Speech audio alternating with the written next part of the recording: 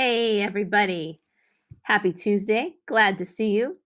Just a reminder, we are a culture of care.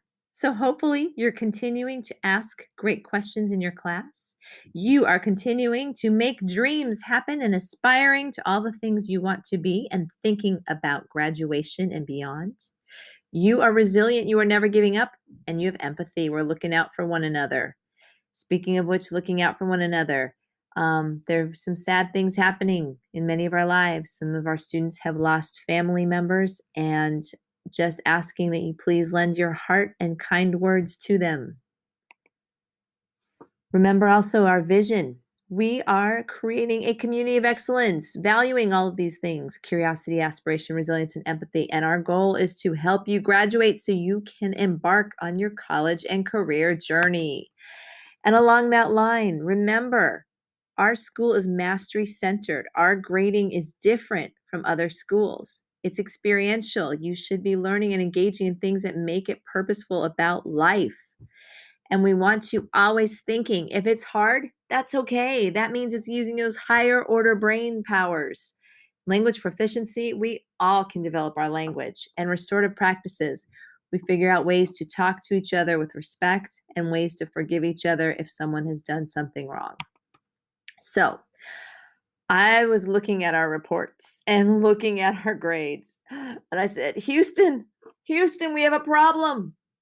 And for those of you who don't know, Houston means we have a problem, means something just isn't going quite right. So you get those weekly data reports from Mr. Schulman.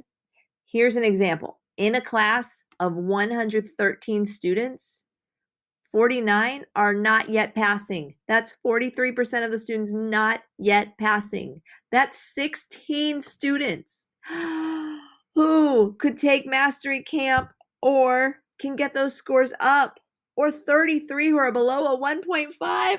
Ladies and gentlemen, let's get through high school in 4 years. These numbers are crazy. What can we do to get our scores up and higher? So I'm just going to say that. And then I want you to talk to your advisor. And I want you to talk to your teachers and say, what can I do to get my score up higher? Because right now, Houston, we have a problem. If your scores are in the green, please disregard this message. If you're in the red, come on. There's a few more weeks of school left. One more quarter. Let's go. Let's do this. Okay, woosah. All right, on another subject, just letting you know that the Islamic holiday of Ramadan starts tonight, or today, or yesterday, or it's going on right now.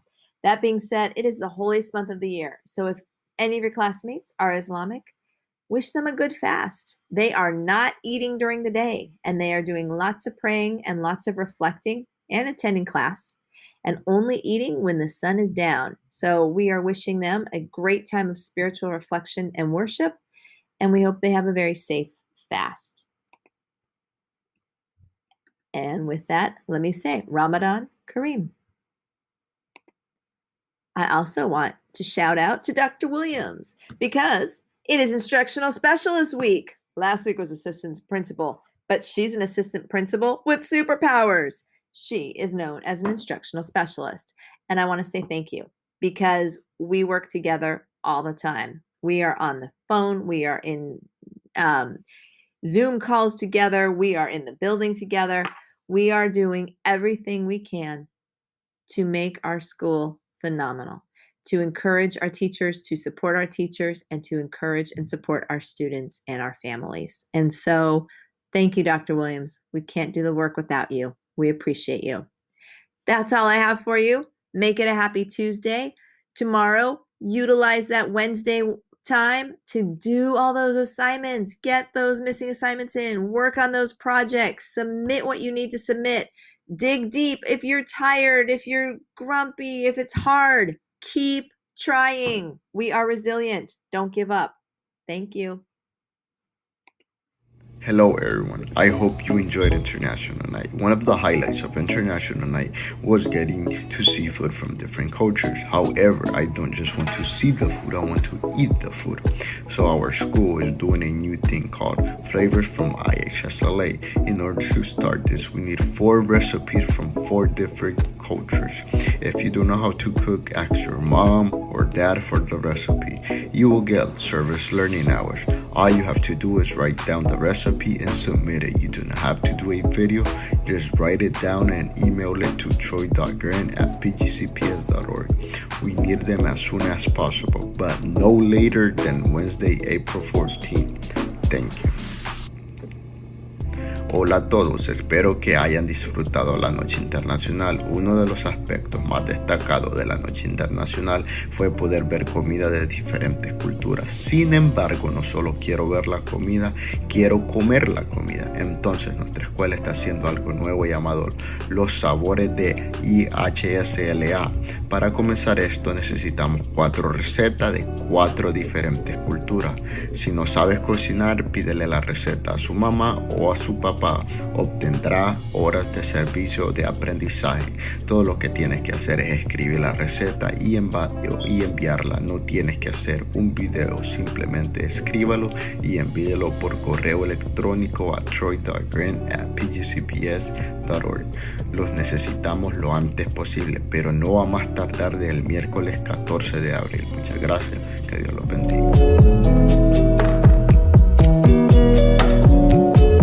Tortilla española is a dish that originates in Spain. They will eat it in gatherings, mostly during the summer. They can eat it cold and hot. And the reason why I created this is because my dad's family have Spaniard heritage. So realizing that this is a very popular dish, I want to explore that other half of my culture that I haven't been really connecting with. So when I made this, it's not only very simple, but it's very delicious. Even though a lot of people here were not exposed to it, felt familiar with this dish, but the ingredients are so common that people of all kinds enjoyed it and asked me for the recipe because that's how good it was. And I thought, well, this is the perfect excuse to learn something new and to explore. And when I made it, I realized that it has a lot of commonalities with the South American culture. And not only that, but this simple dish has a lot of potential to connect with people who are not even Latin American because the ingredients are so common. So really, you don't have to go to Spain to get a little authentic taste of this culture. You can just grab a couple of tomatoes, eggs, and then play with these ingredients, and you will be eating authentic Spaniard cuisine.